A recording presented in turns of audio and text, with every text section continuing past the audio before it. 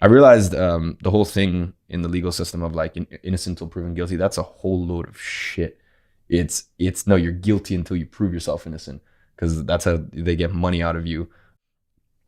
On paper, I honestly, I don't know anyone who had a more, like, if you look at the hurdles they had to jump through, like a more difficult upbringing, like in the sense of like, from the age of 16 taking care of my mom financially, 17 finally fucking managing to escape and like move into my own place.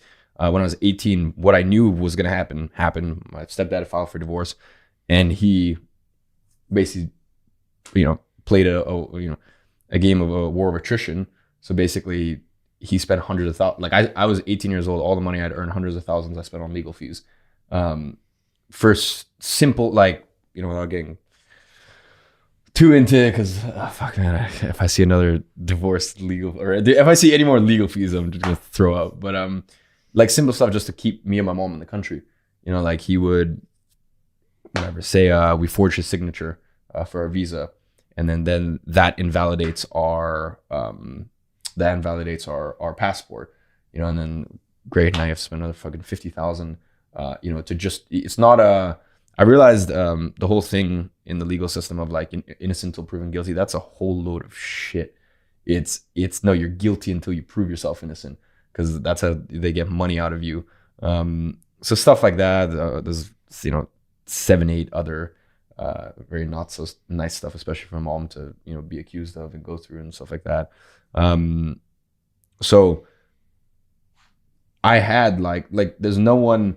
Sometimes I've even people will tell me about privilege. I'm like, man, go fuck yourself. Like honestly, there's not a single person I know who had imagine that you being 18 years old. You worked your fucking ass off. You got all this money, like the money that you have actually saved. Now you got to spend on legal fees. But I knew that was coming. I knew if I didn't do what I did, me and my mom, the day I turned 18, which is January 3rd, we'd be on the streets. That was his first thing, was like, you have 7 days to leave my house.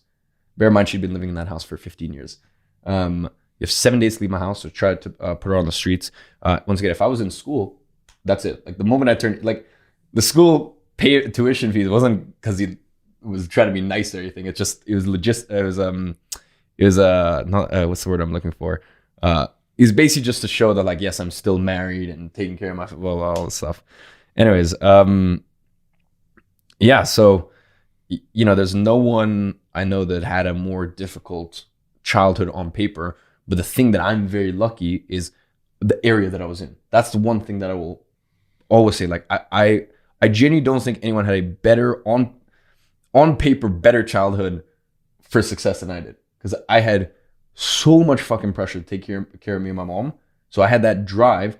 But then on the flip side, I had examples of it all around me. Like for me, I'll be honest, dude, from the age of 14, it wasn't like, oh, maybe I'll make 100 million. It's like, I know for a fact, like it's never been a doubt in my mind. And it still isn't a doubt in my mind, even a billion. Like it was, to me, it was pre-written in the script.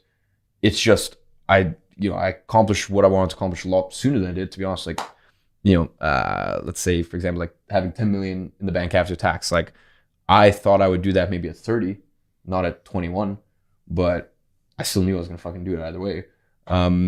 So I think that's where I got very, very lucky, is the fact that, I think if I had all that shit with my family, and then I also was in a place where, I had no example of success around me, and it wasn't in my field of vision, then maybe, it wouldn't have gone the way that it did.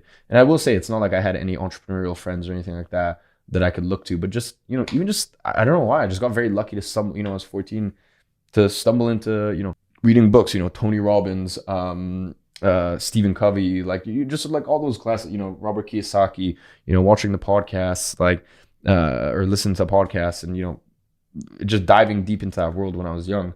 I got very, very lucky, to just stumble upon that, in the same way that anyone who's stumbling upon your podcast, dude, they'll probably look back in 4 years and be like, fuck, Hamza had a very large role to play in the fact that I turned my life around. So yeah, there's small little people that you can look at, whether they're in your immediate circle or not, can do a lot for you.